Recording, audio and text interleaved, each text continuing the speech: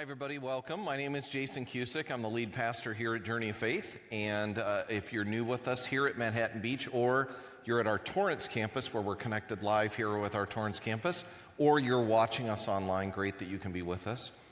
Today's a really special day. Throughout the year, we get a chance to hear from different people on our team here at Journey of Faith. Today, doing part of the message with me will be Krista Reyna, who is our Director of Development and Culture, and she'll be sharing a little bit in a few minutes. As we are in part 4 of our 5-week series that we're calling How to Bless Your Neighbor. And the idea behind this is that Scripture tells us that God has a plan to bless the entire world. And His plan works in and through us. So each of us saying yes to God's plan to bless the world, we are called by God to bless the people that live right around us, our neighbors, our literal neighbors. And so we've been talking about how to do that in different ways, each way building on the next, and it spells out this word bless. So in week 1, we talked about beginning with prayer. Rather than just going out and doing things, we start by saying, okay, God, let this be about you. Let it be from you. Let me connect with you, God, as I am moving in the direction of blessing others. The next step, we talked about being a great listener. Rather than talking and sharing what we think and what we believe, our step after praying is listening, getting to know the person, getting to understand who they are. The next step is eating. Jesus spent so much time eating with people, and there's something powerful about that relational connection of sitting around a table or sharing a dessert or getting a cup of coffee with someone. That relationship can be formed and strengthened as we spend that time together. Next, today we're going to be talking about serving our neighbor, and then next week we're going to finish our series by talking about sharing our spiritual story. And that's when we kind of culminate all this relationship building with sharing the story of Jesus's impact on our lives. So today we're going to be talking about this one, serve, how to serve your neighbor. Let me tell you about an opportunity that someone had to serve me just a couple of weeks ago. I was out driving, and I was in my wife's hybrid car, which I don't understand how hybrid cars work. It's not uncommon for me to leave the car on accidentally. That isn't what happened in this case, but I was in a parking lot after hours. No one was around, and the car wouldn't start. I had no idea what was going on. I called my wife. She couldn't come and get me because she has a broken leg right now, so she's not driving. And the power for the car had gone off, and the windows were down, so I couldn't just leave the car. And so I called the company that we bought the car off of, and they said, we don't have any record that you bought the car off of us. And I was like, what? Because they had roadside assistance. And they were like, nope, sorry, we don't have any. This is ridiculous. So I called AAA.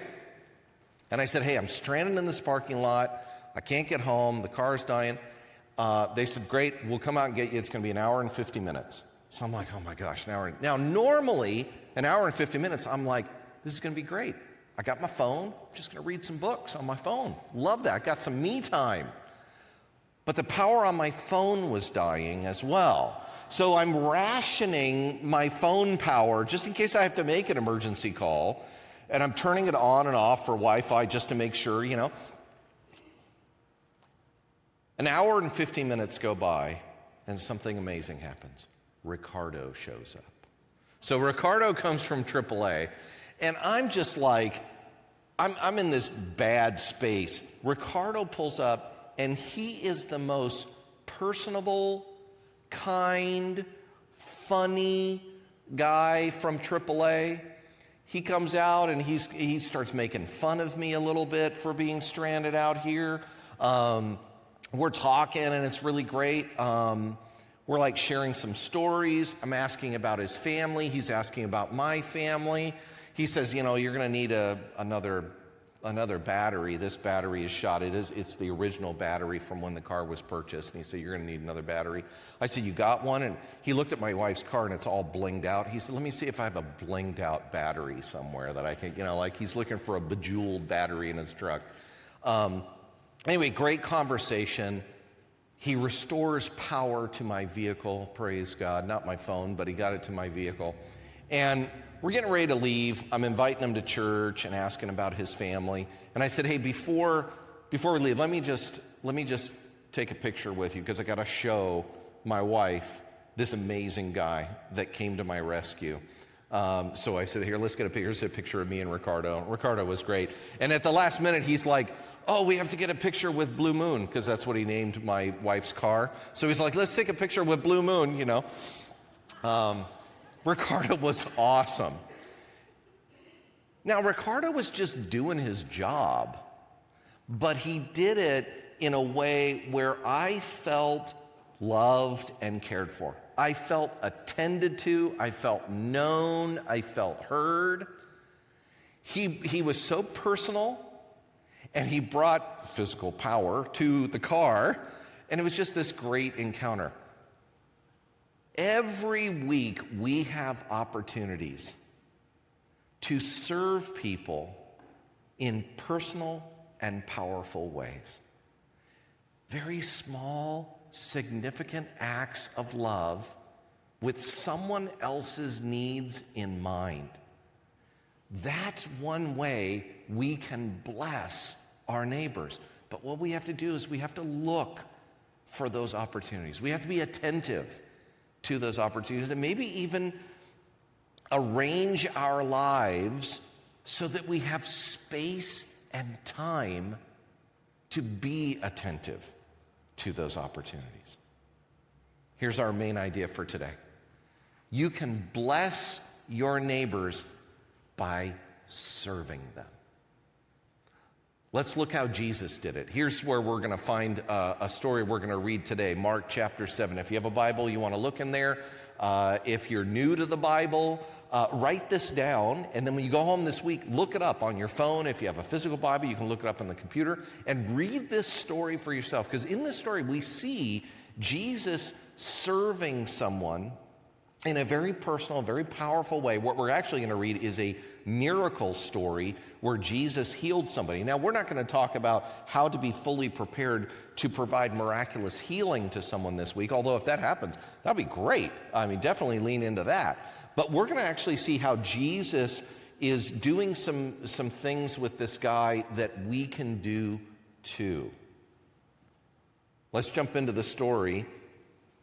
It says, Jesus left Tyre and went up to Sidon before going back to the Sea of Galilee and the region of the 10 towns. So Jesus is doing ministry in his area there in first century Palestine.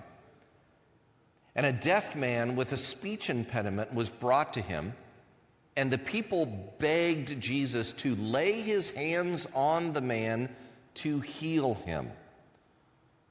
Now, it's going to get weird here for a second. It says, Jesus led him away from the crowd so they could be alone, and he put his fingers in the man's ears, and then, spitting on his own fingers, he touched the man's tongue. Looking up to heaven, he sighed and said, Ephphatha, which means, be opened. Instantly, the man could hear perfectly, and his tongue was freed so he could speak plainly. Jesus told the crowd not to tell anyone, but the more he told them not to, the more they spread the news. They were completely amazed and said again and again, everything he does is wonderful. He even makes the deaf to hear and gives speech to those who cannot speak. This is an amazing, amazing story of Jesus serving this man in a personal and powerful way. What can we learn from Jesus that we can do with other people. So I'm going to invite Krista Reyna to come up here. She's going to share a little bit of this message with you. Let's welcome Krista. Thank you. All right, so let's go back to the very beginning part of the story. It says, Jesus left Tyre and went up to Sidon. So this would be for us like walking from, say, the South Bay to Pasadena. And prior to this portion of the journey, Jesus and his disciples had been traveling hundreds of miles around the countryside on foot. And throughout this entire time, Jesus was performing these amazing miracles. He was becoming known. He was becoming famous for the things that he was doing. And I can only imagine it must have been really exhausting at this point. People were just clamoring for his attention. They had great need to be healed from long-term physical limitations that they had in their life. Some of them came to him because they had very serious diseases. They needed freedom from demonic oppression. There are stories of one woman that was so desperate to see Jesus that she pushed through the crowd just to touch the fringe of his robe. That was the faith that she had in that moment. And more than anything else, every single person that wanted to be near Jesus was looking for hope. They were looking for spiritual truth in their lives. One of the most powerful images that I have in my mind is found earlier in this book of Mark. It says, Jesus had healed so many people on this one particular day that all the sick people eagerly pushed forward to touch him. I keep this image in my mind sometimes when I'm going through personal challenges, whether those are physical, mental, or spiritual, or if one of my loved ones or my friends is struggling. I think about this image of us just pushing forward eagerly towards Jesus to touch him and to find healing. Like many of us, these people longed for spiritual truth and healing in their lives, and these people wanted nothing more than to be near him. So here, Jesus is in Sidon, in the midst of just another eager, desperate crowd. And it says, a deaf man with a speech impediment was brought to him. And the people begged Jesus to lay his hands on the man to heal him. And I love this next part. It says, Jesus led him away from the crowd so they could be alone. When I read this verse this week and I was thinking about it, the word that came to my mind was unhurried. Jesus was busy, but he was never too hurried to pull somebody aside. Despite the crowds, probably the fatigue of the walking, the hunger probably that he was facing. He was being ridiculed by religious leaders for the way that he was caring for every single person that he encountered. He continued to show compassion and love in spite of all those things, because that is the heart of who Jesus is. Jesus sees each one of us with that same compassion. He wants to pull us aside out of the busyness of our days. He is never too busy for us. He always has time for us. And I want to say, even in those quiet moments with Jesus, that is sometimes when the most profound spiritual transformation can happen in our lives. So Jesus saw this man. He sees us. And I believe that each one of us in this room has the capacity to see our neighbors in the same compassionate and loving way. So here's the first way you can serve your neighbors. You can serve your neighbors in personal ways. So about a month before I found out I was going to be teaching part of this message today, I sent my husband a TikTok. We do that. It's fun. Why not? I'm going to show you a screenshot of it. Here it is. Shout out to Carolyn Matias. If you're watching, that would be so awesome because I know this woman, not personally, but we're connected. Let's zoom in on the words. So it says, when you want to go outside, but there are people talking to your husband, and you would rather fall head first into a cactus than have to make small talk. I sent this to him because this is a regular occurrence in our home. My husband, he's outside talking to the neighbors. He loves them. They love him. And I'm literally inside trying to avoid them at all costs. And I realize this sounds ridiculous. I'm teaching a passage today about serving our neighbors. And I work at the church. Like, yes, you are correct. I work for Jesus. And I have to be honest, like, it's really hard for me with my neighbors. But to be clear, when I come here on Sunday mornings, I love it. Like, I love Sundays. When I see you walk onto this campus, I'm just full of joy and gratitude. And my goal for everybody that walks here to Journey of Faith or watching online is that when you are here, you feel welcomed, you feel known, and you feel loved.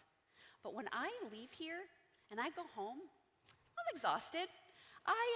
And I'm not like Jesus kind of exhausted or Jesus tired. Like, I don't have to walk from church to Pasadena. I'm literally getting in my car and driving 4 miles to Gardena. But when I get home, I don't make an effort with my neighbors. Yeah, Sunday's a busy work day for me, but I don't do it on many of the other days either. You're probably tired too. Like, you're busy. You have jobs. Probably maybe you're a caregiver, or you have a family. Maybe you're in school full time. And at the end of the day, I don't know, maybe you're just like me and you just want to watch like a really good true crime documentary. I love it, right? Like, that is what I want to do with my time. Maybe it's something else for you. What is it? What is that barrier that is holding you back from serving your neighbor in a personal way?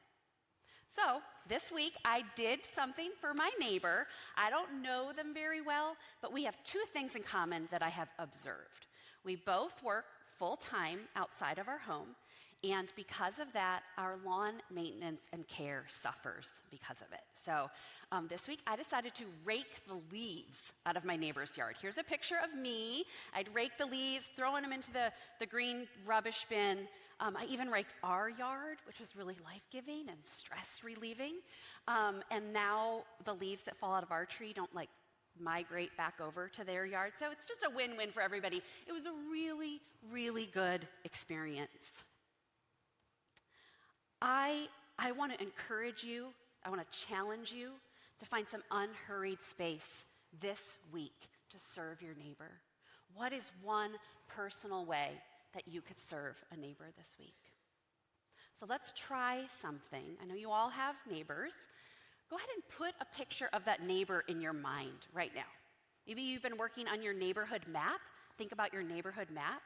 And we're going to take just a couple of seconds to see if something comes to mind that we could do for our neighbors this week in a very personal way. So go ahead and think about that thing right now.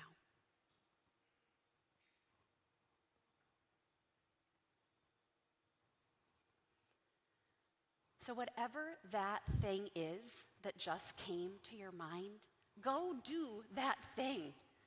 Leave here today, maybe even do it today. I believe that you can do this. And just imagine the impact it would have if each one of us actually did the thing that came to our mind. And so now, as we move on, keep that thing in your mind, because as I continue on sharing this story with you, we're going to see that Jesus modeled something for us. He modeled for us something that we can do in those moments of doubt or those moments that we don't want to follow through, where we can depend more on God than ourselves. So after Jesus leads this man away from the crowd, it says this: he put his fingers into the man's ears, and then spitting on his own fingers, he touched the man's tongue. This is disgusting. Like, it is flat out gross. And this is why it is so important that when you're reading stories from the Bible, that you understand the cultural context of that day. Because by today's standards, we would never do this. Don't do this thing. This is not something that God is telling us to do. But during that time, during the ancient Mediterranean world, there were some people that believed that saliva had healing powers. And we don't know exactly why Jesus chose to do it this way. One thing we do know, though, is it wasn't the saliva that healed the man. It was the power of God that healed him. As a side note, as we continue to move on, after he puts his fingers into the man's ears, I was thinking, this is kind of like sign language, right? Like we talked about serving our neighbor in personal ways. Jesus pulled him to the side, and then he communicated with him. Remember, the man was deaf and he couldn't speak. And Jesus, in this personal way, it was like he was saying, this personal part of me is going to touch your ears and your mouth, and I am going to transmit God's healing power to you. It was a great moment of just loving kindness and care that Jesus has. And just after Jesus communicates in this way to the man, it says, looking up to heaven, he sighed and said, Ephphatha, which means be opened. Looking up to heaven, that is what Jesus was modeling for us. Jesus was modeling how we should and we can depend on God's power. Jesus did this all the time. We have the story, of course, of very famous miracle of Jesus feeding 5,000 people. He had 5 fish and 2 loaves of bread, and we read that he held them in his hands, and he looked up to heaven, and he blessed the food, and he miraculously multiplied it to feed thousands. Jesus raised his friend Lazarus from the dead. Lazarus had been dead in the grave for 4 days in a tomb. And Jesus arrived to this tomb. People were crying. Jesus walks in, and it says he looked up to heaven and he said, thank you, God, for hearing my prayers. And Lazarus was raised. And hours before Jesus was to go to the cross to be crucified, he said a prayer. And before he spoke a single word of this prayer, Jesus looked up to heaven. What was he doing here? He was saying, God, I rely on your power in these moments. You are here with me. I am not alone. I think we can have this mentality of just powering through stuff, right? Like, I'm just going to get through this day and get through this week, and power through this class. But Jesus never powered through anything. God was always right there with him, giving him the strength that he needed. He was looking up to heaven. And we don't have to literally look up, but what would it be like to seek God in everything you do, including serving your neighbor? You can bless your neighbor. The first way was serving them in personal ways, and this is the next way. Serve your neighbors through God's power. So I think you can probably all agree with me at this point. Serving your neighbor is a good thing. It is a great thing. But as I mentioned a few moments ago, there's always a list of reasons why we don't do it, right? Like, I'm tired, I am busy, I don't have the motivation. Maybe you're thinking like, I want to do that, but I don't have the means, I don't have the resources or the money. I mean, you might even be thinking, I would love to help my neighbor take one step closer to Jesus. But I don't have the faith. I don't even know the words to say. And what's really interesting about that list of things that I just gave you, those things are all about us. Those are things that we have or we don't have. These are about the limitations that we place on our lives. And hear this, please. God has no limitations. God has the resources. He has the time for you. He has the means. He can give you the words. He can give you the faith. And in those moments of doubt, we have to look up because we don't need to do these things in our power. We can serve our neighbors in his strength and not ours. So here's an action step for you. What is one way you could depend more on God than yourself this week? So before wrapping up this point, I have one more short story to share with you. I've known for about a month that I would be teaching part of this message today. And on Wednesday of this week, through a pretty series of crummy events, I found out that the person I'd be sharing this time with wasn't going to be able to, and my time of teaching doubled. So this is a huge honor, a responsibility, and privilege. I was so excited at first, and then I was like, oh, and there were tears, and I cried. You see, one of my greatest desires in this world, in my heart, is to teach you guys, to teach people truths about Jesus. I want to teach our community truths about who Jesus is. In fact, I'm currently working on my master's degree at Talbot School of Theology. I did just take a single preaching class this past summer. And you'd think that after 3 years in seminary and 8 years of working here on staff at Journey of Faith, I would know that I cannot do things in my own power. I would know that I have to look up to God, but there I was on Wednesday, all in my own head, unable to find the words. And I'm going to admit, I didn't even say like, Holy Spirit, give me the words. I was in my own will and my own flesh in that moment. And I literally, I'm not kidding you, I looked at my laptop and I was like, oh, and it was right there in front of me. Look up to heaven. This is exactly what I was going to be teaching about. I could not depend on myself in that moment. I had to depend on something way beyond what I am even capable of. So one of my friends and my coworker, Alicia Allen, she shared something with me this week. She said, God's power is always available, but we must choose to depend on him. How often do we miss out on God's power because we don't make that decision to look up? When Jesus looked up, miracles happened. And so what is one way that you could depend more on God yourself this week? If that's in your life situations, in your relationships, in your temptations, in your finances, whatever it is, what is that thing? A few moments ago, I did ask you to think of a very specific neighbor and a thing that you could do for them.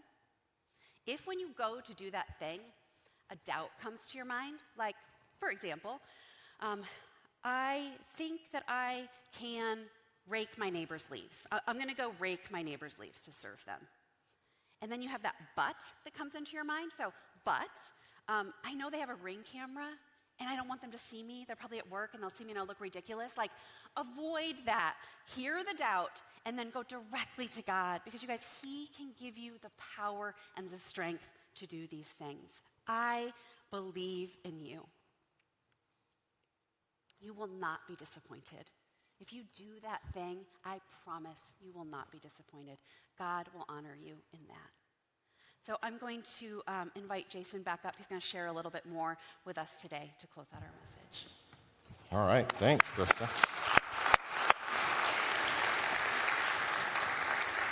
This series that we're doing is based on this book by Dave and John Ferguson called Blessed. And it has a lot of really good and helpful resources in it that talks about how to bless our neighbors. And one of the things they talk about in the section on serving is how to get started. And they use an acrostic, RPMS, like the RPMs in your car, to get you going. And it stands for this. It stands for the 4 ways that we can serve people in our lives. The first one is relational. How can I serve them in a way that's personal to who they are? Do they have friends? Do they have family? Do they have people to talk with and interact with? Maybe there's a relational need in that person's life that you can help meet in some simple way. The next one is physical. How are they doing physically? Maybe you have an aging neighbor who has some challenges. Maybe a young family that lives next door to you or nearby that you can help in some practical way. My wife and I have a neighbor nearby that has young kids. They have 2 very small kids, and their life is really busy. They're both going back and forth in their cars all the time. We rarely see them pulling up at the same time. But one thing I've been doing, and I don't think they're watching right now, but one thing I've been doing is I've been taking in their trash cans every week when they're not looking. And I'm playing the long game here because I'm really hoping that 10 years from now, one of them will say to the other, hey, honey, thanks for always bringing in the trash over the years. And the other one's going to go, well, I thought you were bringing in the trash every day during the year. So I'm hoping, like, these are just simple ways that we can start blessing another person, sometimes with no return for ourselves. We're just providing goodness to people. Maybe there's a meal you can provide. Maybe there's some physical way you can help take care of that person. The other one is mental. Like, how are they doing in their wellness? Are they under a lot of stress? Are they dealing with anxiety? Is there depression in their home? Is their marriage struggling? Are they struggling with their kids and what's happening with their kids, or an aging adult? How are they doing emotionally and mentally? And is there a way you could come alongside them, provide them some encouragement, some hope, a listening ear, just a way to help them and by serving them in that area? And then the last one is spiritual. Are they open to prayer? Are they at the point in their life where they're questioning if there's something more? We have our kids camp coming up next week. Do they have small kids that they want to get out of their house? You're like, someone take my kids for several hours, you know? Is there something going on in their life where maybe there's another step that could be taken with them spiritually? And we're gonna add to that next week when we talk about sharing your spiritual story. What can you, after praying and listening and eating and serving, what can you say to introduce spiritual conversation? What would that look like? So again, how can you serve your neighbor this week in a personal way and through the power of God? And let's finish today in this message by looking at the end of the story that we read. After Jesus heals this man, he actually says, now don't tell anyone. And I was always curious, so Jesus does this several times, particularly in Mark's gospel. Don't tell anyone. I remember asking somebody years ago, why does he say not tell anyone? Do you ever think about that? Somebody said, well, I think it's reverse psychology. You tell somebody not to do something and then they do it. I was like, I don't think it's reverse psychology. What we get the impression, some of us believe that what Jesus was trying to do was timing out how long it would take for him to get to Jerusalem so that he could die on the cross, because the more popularity he gained, the more the people that opposed him would come after him. So he's trying to strategically, he was building popularity because everybody heard about him, and he's trying to time out making sure that he didn't get too popular too quick. But whatever the case is, after he heals this guy, the response is so wonderful. Look what it says.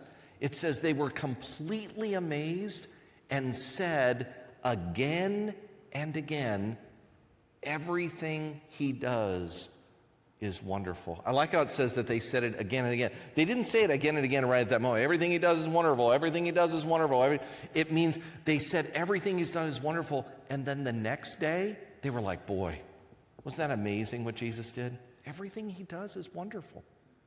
And then the following week, they were like, hey, did you talk to that guy who can talk and he can hear now? Yeah. Wasn't that amazing what Jesus did? Yeah. Everything he does is wonderful. It's almost like a great doxology. You know, doxology is when you end a service or a religious time or an event with something you say together. So actually, let's do this. Would you stand? We're going to close our service. And let's put that line back up on the screen there. At Torrance, hey, thanks so much. I'm glad we're connected like this. If you're new with us and you want to get connected in some way, if you'd like prayer, if there's something going on in your life and you're like, I would like prayer, I would like something powerful to happen in my life. We have some people outside in our lobbies. If you're online, they're in our chat. We'd love to connect with you. And then next week, we're going to finish this series in a great way, talking about sharing our spiritual story. But as a way to close, and we'll do this as a prayer as well as just a wonderful communal doxology, let's say this last line together, shall we? Everything he does is wonderful. God bless you. And this week, would you say that again and again? We'll see you next week. God bless you.